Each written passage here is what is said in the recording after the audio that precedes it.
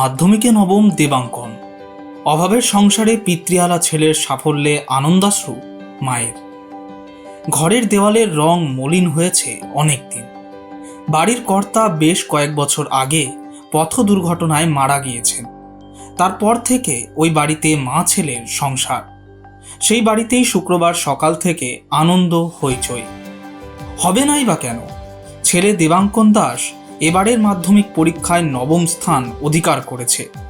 আর সেই খবর শোনার পর থেকে মায়ের চোখে আনন্দের কান্না।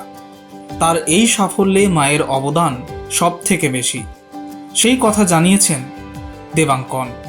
বাড়িতে মিষ্টি নিয়ে আসছেন গৃহশিক্ষকরা থেকে প্রতিবেশীরা।